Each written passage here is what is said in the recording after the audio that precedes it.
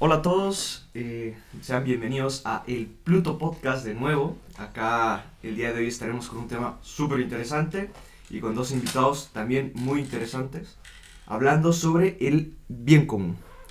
Tenemos acá a Gonzalo Letelier, que es profesor de filosofía, y a Daniel Mansuy, también profesor de filosofía. Y les vamos a dar la bienvenida con nuestra pregunta que se va a ir haciendo mucho más común acá. El tema de la virtud de los superhéroes que han elegido para nuestra dinámica de podcast. Entonces empezamos con Gonzalo, que ha elegido a... Tenemos aquí dos héroes de antología. Gonzalo ha elegido a Birdman. Entonces, ¿qué nos dices tú de Birdman? Sí, fue una elección difícil y controvertida. Yo lo elegí básicamente porque es un tipo común y corriente que casi no tiene superpoderes. Vuela, es el sueño de todo niño. Y aparte de eso, nada. Perfecto. Entonces un hombre común que tiene sueños, podemos decir así. Que vuela. Y que vuela. Interesante. Y Daniel tiene uno de antología que es súper entretenido, el Chapulín Colorado. ¿Qué nos dices del Chapulín? Sí, bueno, primero muchas gracias por la invitación, encantado de estar aquí. El Chapulín, primero una breve historia. Obviamente vi el Chapulín como todo niño de mi edad, digamos, en los años 80, pero me reencanté con el Chapulín porque lo vieron mis niños en pandemia. Entre las entretenciones que hubo que buscar fue una de las que encontramos y les encantó y me llamó la atención cómo cruzaba generaciones.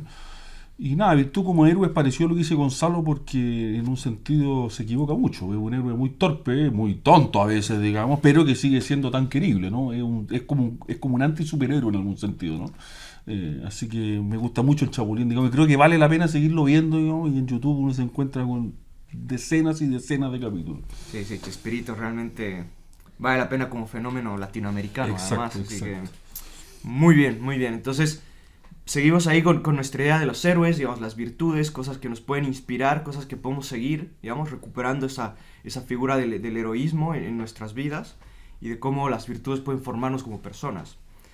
Y el tema que hoy vamos a tocar es el tema del bien común. Y hemos querido llamarle de estas tres formas al capítulo: bien común, bienestar o bienes comunes, en el sentido de que la doctrina social de la Iglesia, para hablar del bien común, que lo pone como uno de los primeros principios dentro del cuerpo,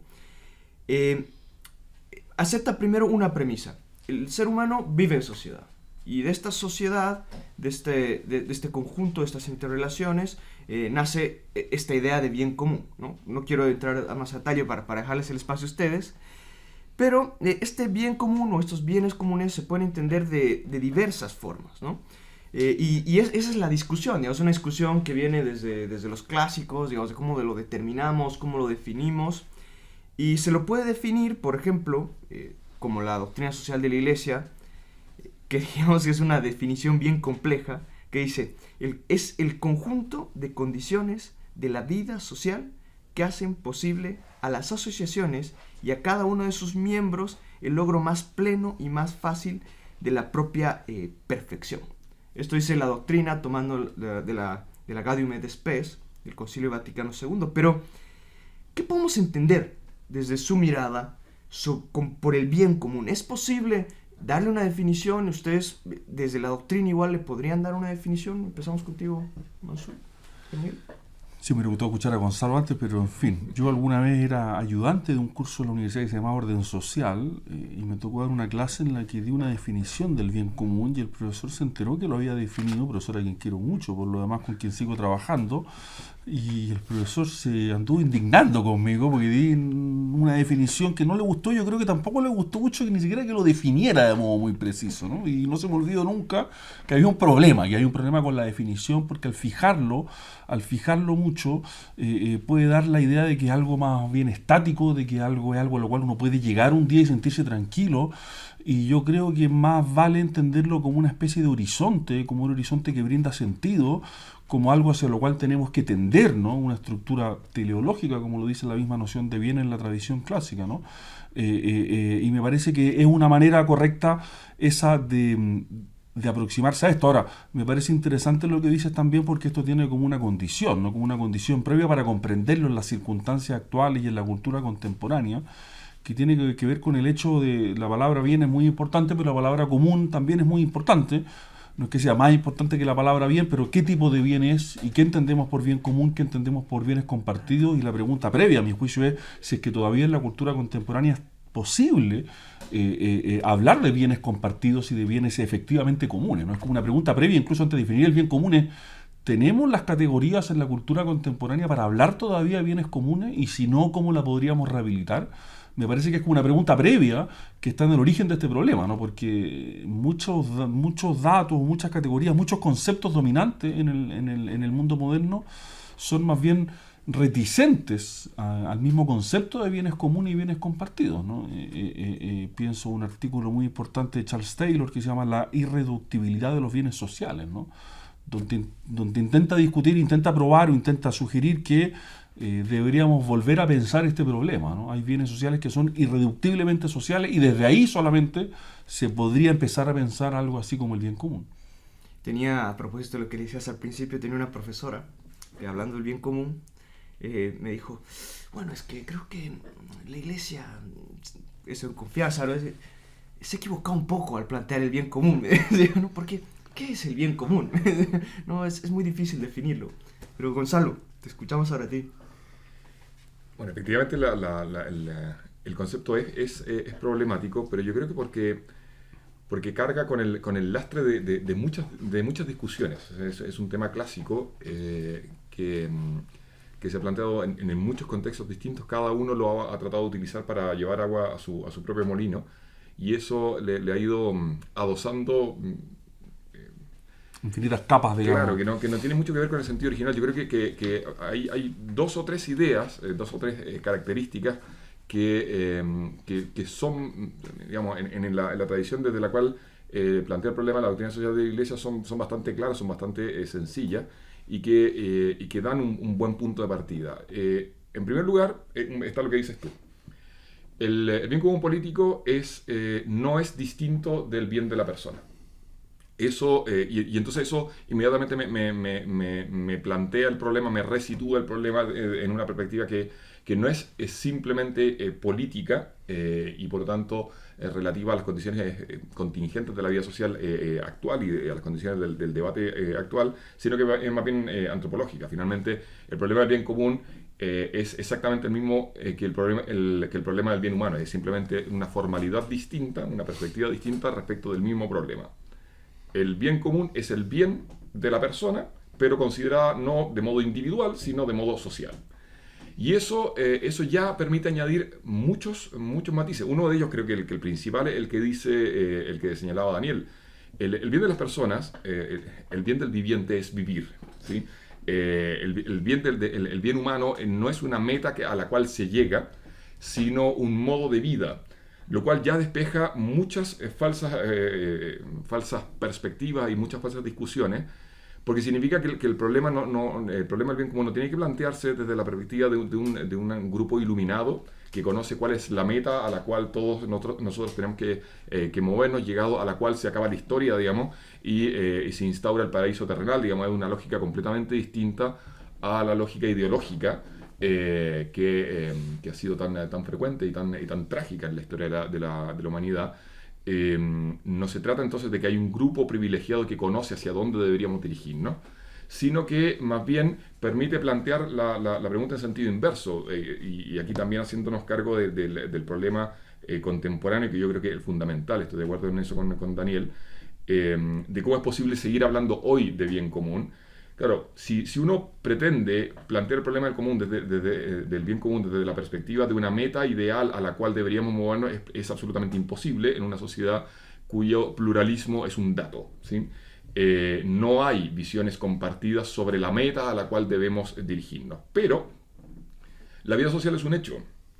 Y entonces en esa perspectiva el bien común no es en primer lugar la meta a la cual movernos, sino en primer lugar aquello que efectivamente tenemos en común, que precisamente porque lo tenemos en común es posible que vivamos juntos. Entonces la pregunta por el bien común es en primer lugar la pregunta de cuáles son los bienes en virtud de los cuales somos capaces de vivir juntos. Planteado desde esa perspectiva, hay bastantes contenidos, digamos, si tú quieres, más bien materiales, si se quiere, propiamente contenidos de la noción de bien común, que, bueno, van apareciendo con bastante más claridad. Justicia, seguridad, certeza jurídica, ciertos bienes y ciertos servicios sociales, digamos, provistos por la autoridad política, por las estructuras gubernamentales, tal como están planteadas en la sociedad contemporánea, que, digamos, son muy controvertibles respecto del modo que se alcanzan, pero respecto del hecho de que sean bienes, no parece haber demasiada discusión.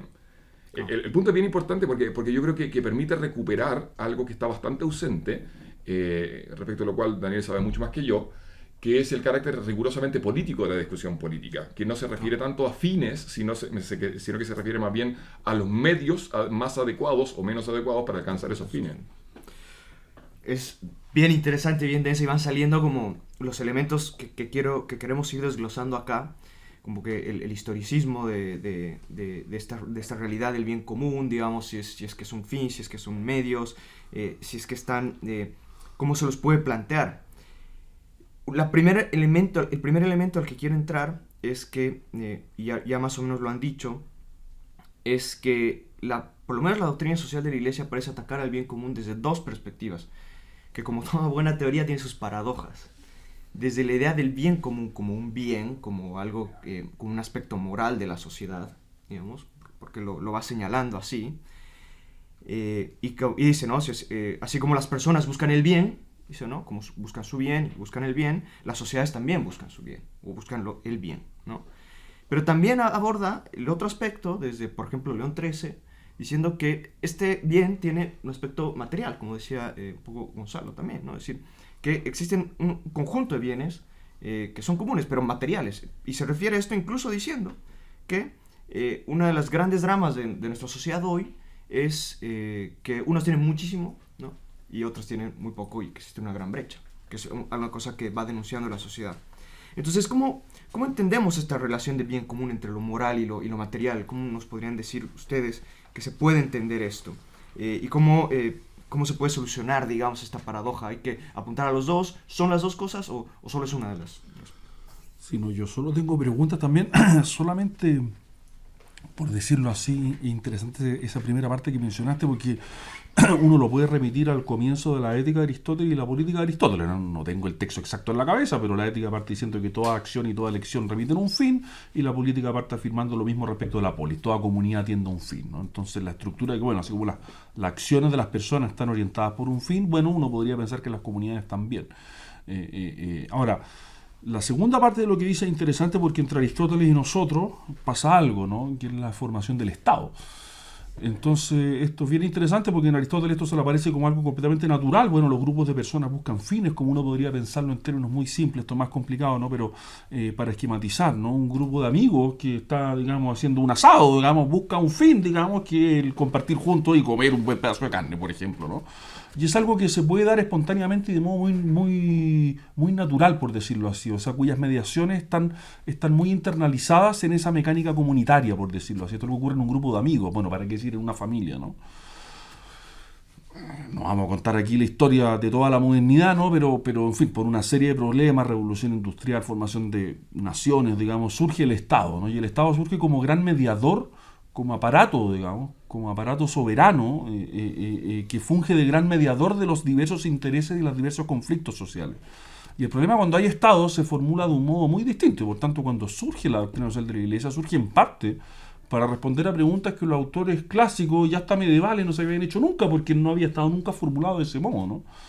Y por tanto la pregunta ya no es solo qué es lo que es el bien común, sino que cómo le corresponde al Estado promover el bien común. Y ahí la pregunta cambia de naturaleza y de registro completamente, y a mi juicio la doctrina social de la Iglesia tiene que leerse a la luz de esa situación histórica. La doctrina social de la Iglesia, por supuesto, nace en un momento determinado a partir de ciertos problemas determinados, ¿no? Y surge en un momento en que la sociedad parece estarse dislocando, por decirlo así de algún modo, por ciertas desigualdades sociales, por ciertas dinámicas modernas también que hacen esas desigualdades mucho más visibles y mucho más radicales, e intenta dar una respuesta a eso.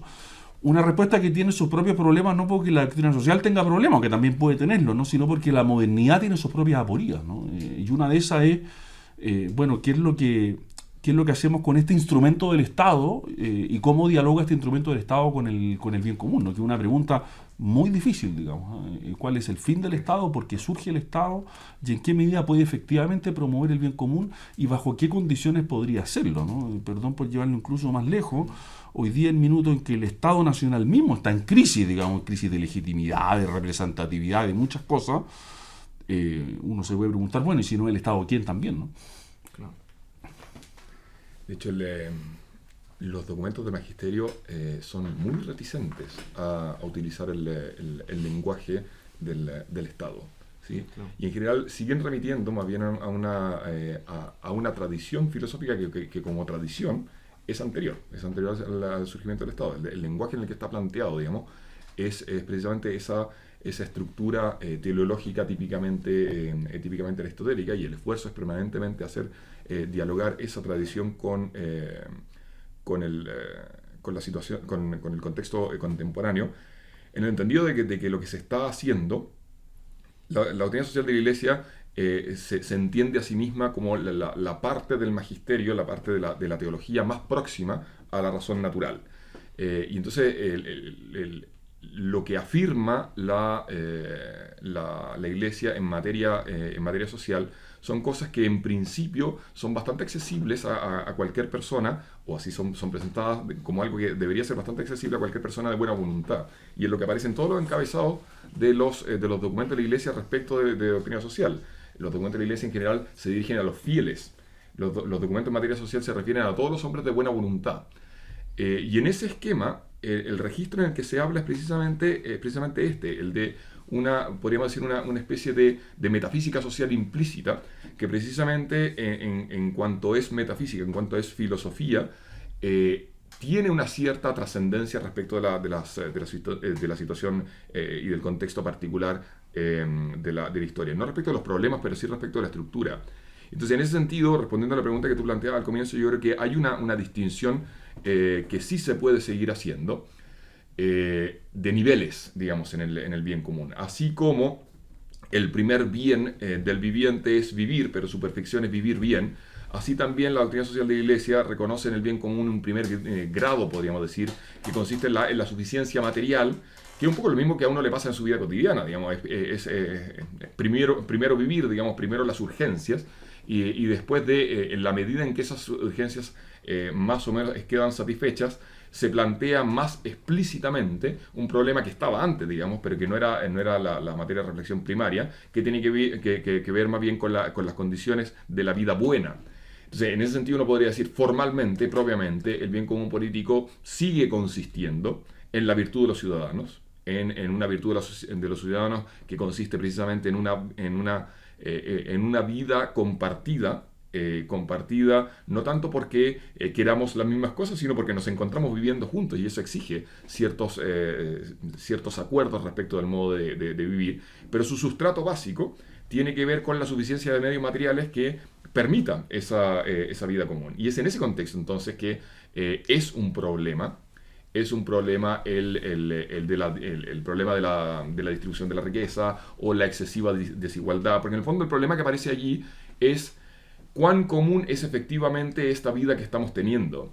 En ese sentido, yo creo que el problema del Estado, tal como dice Daniel, es muy relevante, pero no sé si cambia en la estructura la pregunta respecto del bien común. O sea, uno podría discutirlo, de hecho se discute, pero creo que la premisa básica del modo en que la doctrina social de la Iglesia plantea el problema es precisamente que se trata de una especie de, si uno quiere, una física social, digamos, en el sentido de una reflexión que parte de una physis, de una naturaleza que es estructural, que es permanente, que es común a toda forma de vida social.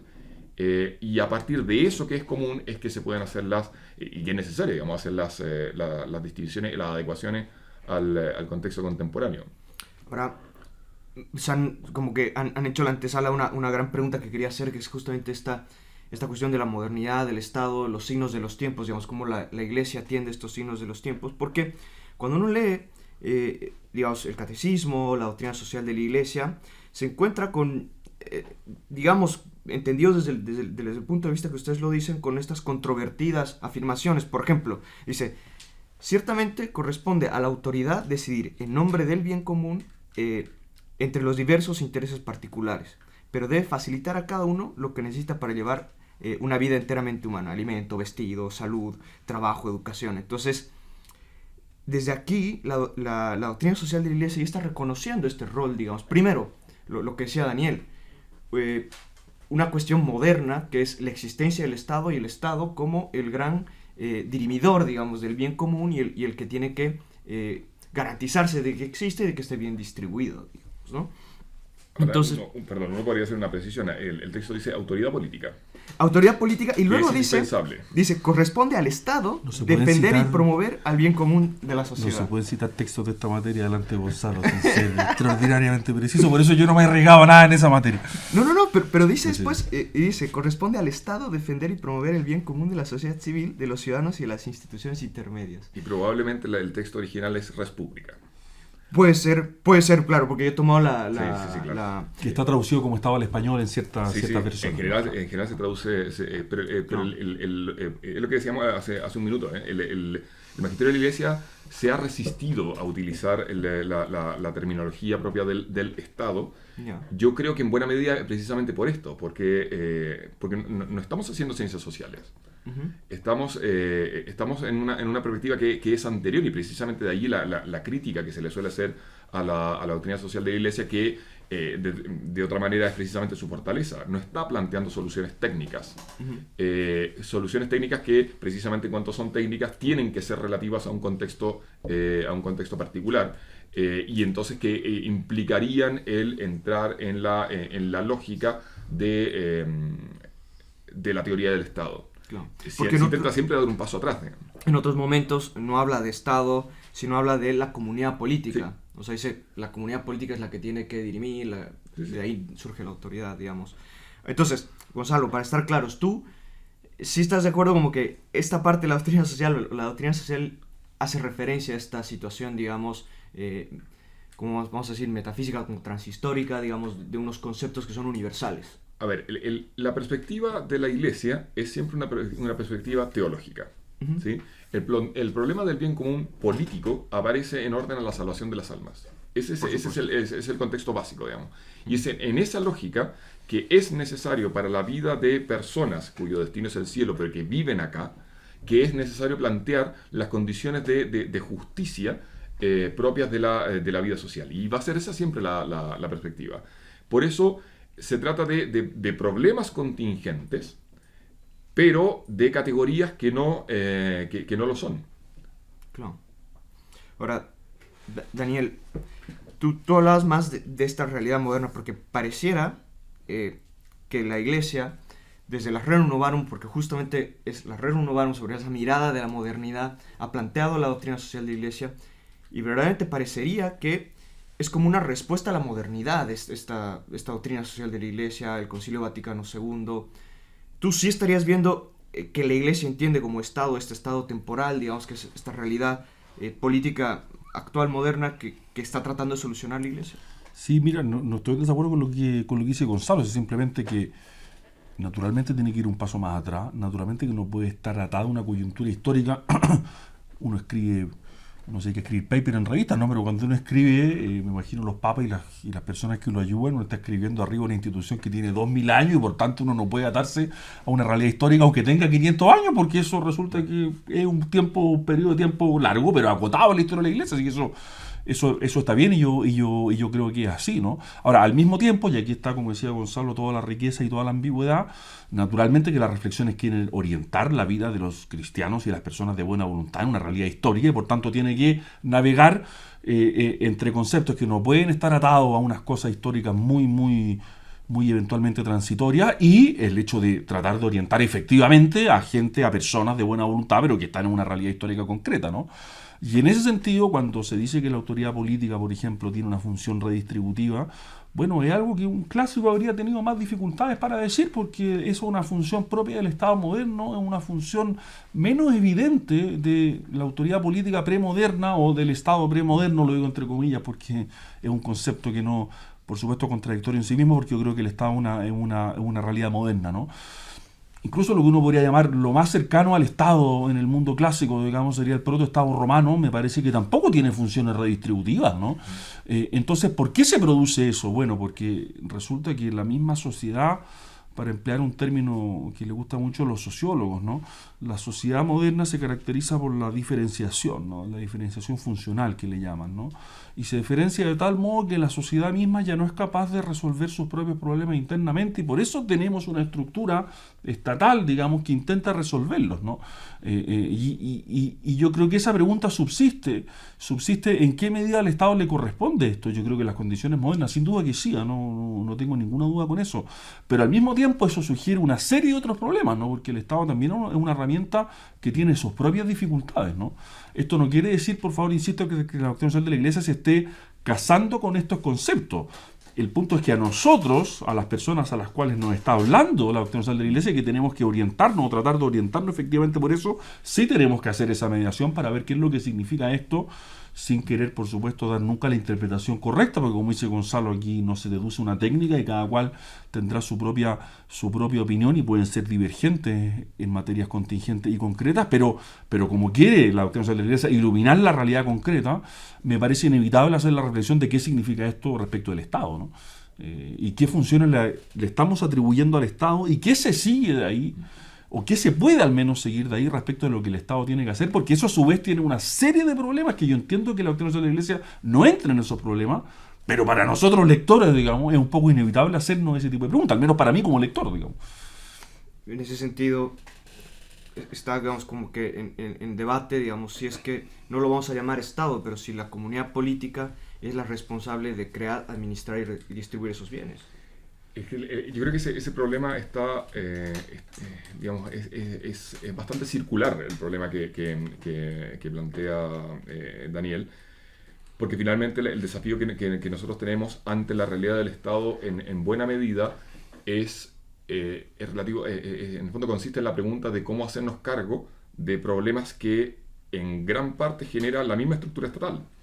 Este problema de las mediaciones y de la insuficiencia de las sociedades intermedias para alcanzar sus fines propios, y por lo tanto la necesidad de recurrir a una estructura burocrática superior tiene que ver en buena medida con una especie de pecado original, digamos, del Estado moderno, que es ese afán totalizante que ya en sus padres teóricos, digamos, teoriza sobre la necesidad de concentrar el poder, de quitar relevancia y fuerza a esa sociedad intermedia, y precisamente por eso el desarrollo de la doctrina social de la Iglesia es bastante paralelo a la teorización sobre el principio de subsidiariedad, que a pesar de que se lo suele leer fundamentalmente como una especie de norma técnica respecto de la operación del Estado, tiene que ver más bien con un principio que podríamos denominar constitutivo de la vida social. Es decir, la tesis del magisterio de la Iglesia es que la sociedad es intrínsecamente subsidiaria. Y porque lo es, efectivamente eso exige que cualquier forma de ejercicio de la autoridad política, por ejemplo el Estado, respete la competencia propia de las sociedades intermedias para alcanzar sus propios fines y las subsidia, es decir, provea los medios necesarios para que puedan hacerlo desde sí misma. Entonces ahí hay una tensión implícita, no siempre tematizada, respecto de la misma estructura del Estado moderno, que la Iglesia no aborda como una crítica al Estado, sino más bien como una advertencia respecto de cualquier forma de vida social. ¿Sí? La vida social, la vida política es intrínsecamente subsidiaria. Cualquier forma de organización política que atente contra ese principio, por ejemplo, intentando abolir las sociedades intermedias, como de hecho lo hicieron los primeros teóricos del Estado moderno, que después fueron muy matizados, cualquier intento tiene que ser corregido y tiene que ser de alguna manera asumido, digamos, como una tarea por parte de los cristianos que formamos parte de la sociedad. Oye, dos comentarios nomás, si es que me permite, Bernardo. Claro. Yo lo explico así a veces en clase. De hecho, la tradición liberal se puede entender como la tradición, en una de sus versiones, porque hay mucho liberalismo, pero una de las principales, ¿no? Como un esfuerzo por limitar el poder del Estado, ¿no? Y todo el derecho constitucional es un esfuerzo por circunscribir al máximo y evitar el despotismo del Estado. Entonces uno se pregunta, usted está tratando de controlar a la bestia, y la pregunta es, ¿por qué tenemos esta bestia delante nuestro, ¿no? Claro. Y en la propia tradición liberal, la que hace surgir esta bestia, por motivos que en todo caso a mí me parecen pertinentes, pero que tiene muchos problemas, pero interesante. Usted hace todo un esfuerzo de siglos por limitar un animal. Y la pregunta es por qué surgió este animal, si este animal no existió siempre, ¿no? Entonces, como la tradición liberal tiene ahí como un problema, como que te hace surgir un animal al que después a latigazo hay que controlar, digamos. Ya, eso es una cosa. Y respecto de lo segundo que decía Gonzalo, es muy interesante. Peter Berger tiene un texto muy lindo sobre esto en el que se pregunta por qué el Estado tiene la tendencia a competir con la sociedad civil, ¿no? Tiene como celos, es celosa de la sociedad civil. Peter Berger se lamenta de esto, ¿no? Cuando hay energía en la sociedad civil, que es la terminología, digamos, en la que se expresa esto, pero que en otros términos lo que dice Gonzalo, ¿no? Cuando las personas se organizan y quieren hacer cosas, el Estado como que mira eso con recelo, ¿no? Esto tenemos que hacerlo nosotros, ¿no? Y fíjate, esto es un ejemplo en Chile, digamos, muy común, ¿no? Lo que pasa con la Teletón, ¿no? Hay energía social, hay personas que lo hacen, esto mueve a muchos chilenos, y hay personas que dicen, no, esto debería hacerlo el Estado, ¿no? Y es muy llamativo eso, ¿no? Porque hay personas dispuestas a poner parte de sí, su energía, sus recursos, no solo sus recursos económicos, sino que sus recursos morales, son recursos sociales, digamos, que son extraordinariamente valiosos, y hay como una tentación a decir, no, pero esto debería hacerlo el Estado, ¿no? Y yo creo que esa es la gran patología moderna, ¿no? De por qué el Estado mira con tanta desconfianza lo que las personas organizadas quieren hacer. Si al final el Estado se supone, en principio, que está al servicio de esas personas, pero se produce ahí como una fricción constante, ¿no? Que fue también la obsesión de Tocqueville. Ahora, si lo vemos desde otro tipo de perspectiva, podemos decir que las comunidades políticas que han estado a cargo de, digamos, de dirigir las sociedades, por así decirlo, han tenido mayor o menor intervención con respecto a la planificación que pueden tener las instituciones intermedias, digamos. Pero al mismo tiempo parece ser cíclico, digamos, que nacen estas organizaciones políticas, estas comunidades políticas, y también se descomponen. Puede ser que entendamos desde la doctrina social de la Iglesia, como diría Gonzalo, creo yo, que este Estado sí se va a descomponer, pero va a tener que sustituirle a alguna comunidad política que de todas formas garantice este bien común. ¿Se puede entender esto? Y yo no sé si entiendo muy bien la pregunta. Yo creo que aquí la conclusión no es que el Estado sea el enemigo, sino más bien en la lógica de lo que dice Daniel, hay que hacerse cargo del planteamiento original. O sea, una estructura política que está planteada desde el poder, en su origen, siempre va a plantear como desafío fundamental la limitación del poder. Digamos, el gran drama, digamos, del Estado moderno es precisamente el de un poder que está llamado a limitarse a sí mismo. El modo, la forma política que sustituya a esto, si es que eventualmente hay una sustitución antes de la Segunda Venida, digamos, es algo que me parece como un poco de ciencia ficción. No creo que uno esté llamado a eso. Creo que uno tiene que tener un horizonte que de alguna manera ordene y dé coherencia a la propia acción política. Ese horizonte, en el caso de un cristiano, es bastante crítico de ciertos elementos estructurales de esta forma política en particular, como podría serlo respecto de otras en otros momentos históricos. Creo que en este caso los problemas son bastante claros, pero el magisterio de la Iglesia no es un utopismo, ¿sí?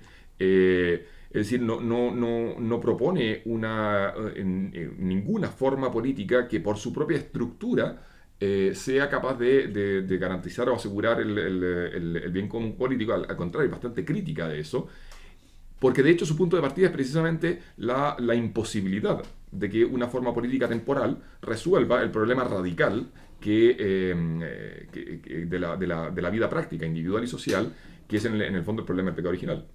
O sea, eso no va a resolverse políticamente.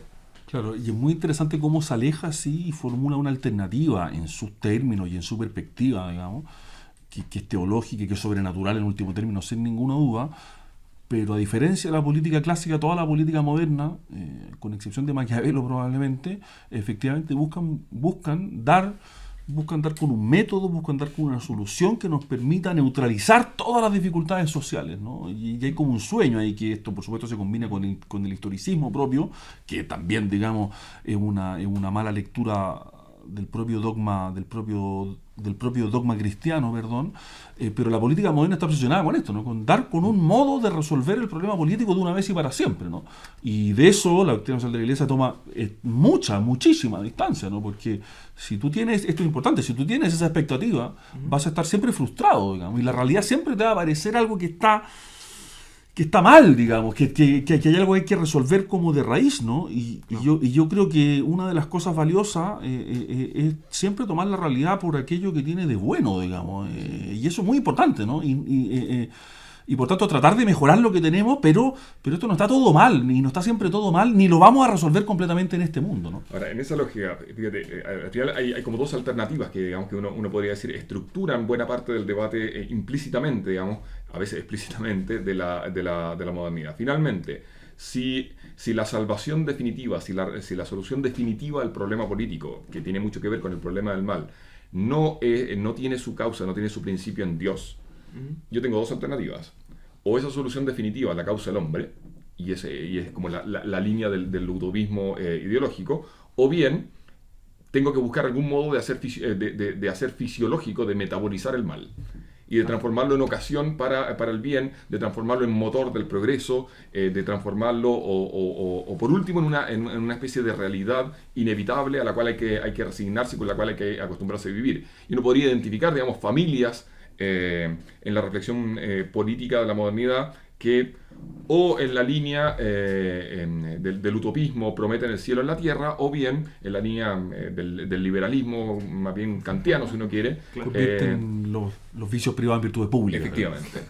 Efectivamente. Ahora, quiero llevarlos al último terreno que ya tenemos poquísimo tiempo, que quería tocar, que es que la doctrina social de la Iglesia no deja de ver un tema que me parece importante para el mundo de hoy, que es el individualismo y el comunitarismo, digamos, ¿no? O sea, por un lado, la doctrina social nos dice que la persona importa como persona, y el proyecto social tiene que respetar el proyecto de las personas, porque las tiene que dirigir a su perfección, pero la persona, no el individuo, por así decirlo. Así lo dice, digamos, la doctrina. Pero por otro lado, dice que ese comunitarismo, digamos, ¿no? Una persona o las personas no pueden estar por encima de la comunidad. ¿Cómo entendemos esta dualidad que hoy se ha llevado al campo del individualismo y que está muchas veces en tensiones con el tema de la política, con movimientos que impulsan fuertemente el comunitarismo, digamos, el desaparecer la persona dentro del conjunto? Una discusión vieja, fue muy importante a principios de los 90, ¿no? Los comunitaristas en todo caso son una corriente rara porque no hay ningún autor comunitarista que se reconozca como tal, entonces como un conjunto vacío, pese a que todos entendemos que hay cierto grupo de autores como Taylor, que ya cité, Sandel, McIntyre, Michael Walzer a su manera también, pero es llamativo que ellos mismos la etiqueta, digamos, siempre la hayan rechazado y que hayan estado discutiendo con el liberalismo más bien igualitario fundado en las teorías de la justicia, cuyo principal referente es por supuesto Rawls.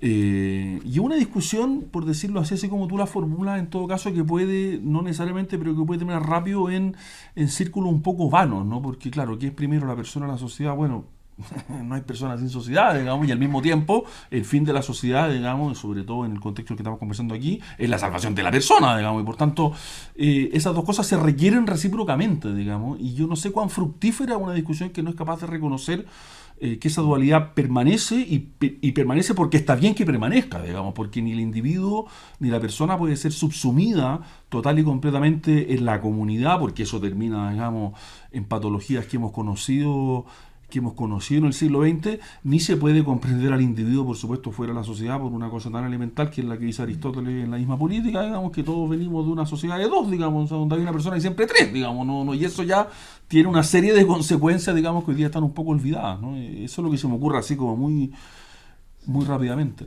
Yo creo que hay una premisa implícita acá, y es que la discusión se suele plantear en un plano como como si fuera posible un plano puramente político y muy inmediatamente práctico, cuando al final el planteamiento básico de esa pregunta es más bien antropológico. Fides Ratio insiste mucho en que aunque el magisterio de la Iglesia no se casa con ninguna filosofía en particular, no toda filosofía sirve para hacer teología. Y las principales filosofías de la modernidad tienen serios problemas, porque precisamente en cuanto rechazan la metafísica, tienen serios problemas para asumir, para dar una respuesta satisfactoria a la dialéctica de lo uno y lo múltiple, digamos, de lo propio y lo común. Y yo creo que buena parte del planteamiento, de la dificultad del planteamiento contemporáneo tiene que ver con eso. La dificultad para compatibilizar el bien de la persona con el bien común político no es fundamentalmente un problema práctico de la vida social, es fundamentalmente un problema antropológico relativo a cómo yo compatibilizo lo uno y lo múltiple, cómo explico metafísicamente la realidad de lo común.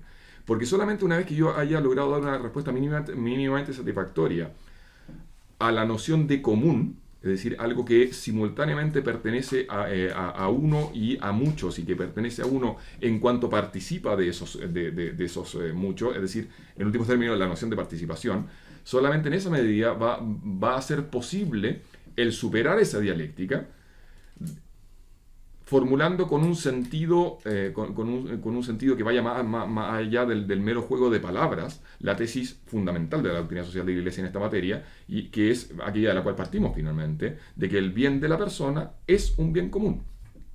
Es decir, que yo creo que este es el punto fundamental que hay que asumir como punto de partida de la reflexión. No cabe oposición, no porque uno tenga que compatibilizar bien individual y bien común. No cabe oposición porque el bien de la persona es un bien común. Porque el bien de la persona humana consiste en participar en bienes comunes que él no es capaz de alcanzar solo, sino que solamente se poseen en la medida en que son poseídos y causados junto con otros. Si yo no tengo una teoría, una filosofía que sea capaz de dar cuenta de ese problema humano, difícilmente voy a poder dar respuesta técnico-política, digamos, a este debate. Formular otros términos, no hay alteridad entre esos bienes, digamos. No, claro. Y por lo tanto, como no hay alteridad, toda teoría que plantea una disyuntiva entre esos bienes, una disyuntiva sobre todo irresoluble, está condenada a no comprender esa realidad que Gonzalo explica tan bien, digamos. En todo caso, yo creo que la doctrina lo que quiere poner en la mesa también es que la persona, más allá del individuo, porque hay una construcción filosófica, antropológica de la persona como se la comprende, digamos, como imagen de Cristo y demás, es un bien como tal, digamos, ¿no? O sea, ese proyecto personal. Yo les quiero agradecer por estar aquí, un debate riquísimo, un debate muy muy bueno.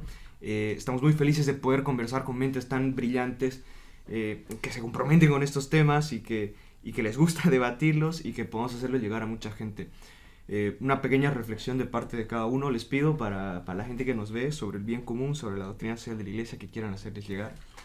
No, yo diría muy breve que todos los documentos de la doctrina social de la Iglesia, que por supuesto están situados históricamente, pero a mi juicio todos valen la pena todavía de seguir siendo leídos porque uno aprende mucho de ellos, ilumina problemas contemporáneos, digamos, cada uno en su espíritu, cada uno en su propio momento, pero vale la pena seguir leyendo y volver a leer y releer estos textos porque siguen siendo extraordinariamente iluminadores, digamos, y algunos de ellos proféticos, de hecho. Así que simplemente invito a seguir leyendo estos textos y no pensar que, bueno, son textos como que ya no nos dicen nada, sino que a mí por lo menos me siguen hablando muchísimo. Y seguir construyéndolos, porque, o sea, la doctrina social es algo que se va modificando, ¿no? Pero por supuesto. Sí, yo querría colgarme de algo que tú dijiste al final y como de pasada.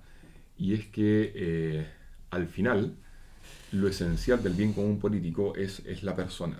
La persona es simultáneamente el bien más incomunicable y aquello que fundamenta toda comunicación. O sea, tomarse en serio esto significa tomarse en serio esa lección de Aristóteles, de que finalmente lo que constituye, lo que está en la base y que por lo tanto está también en la culminación, es también meta, si se quiere, de la vida en comunidad, no es tanto la solución de los problemas concretos de la vida, sino el vivir bien.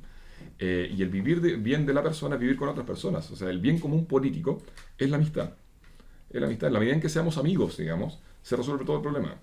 Porque los amigos no tienen problemas de justicia. Qué bonita reflexión final, y creo que ameritaría hacer un programa sobre la persona, que es como que hay una visión bien compleja, bien concreta, que habría que abordarla. Yo agradecerles a ustedes de nuevo, Gonzalo, Daniel, bienvenidos cuando quieran a hablar con nosotros y despedirme de todos y nos vemos la siguiente vez en el Pluto Podcast. Muchas gracias por la invitación, encantado. Gracias.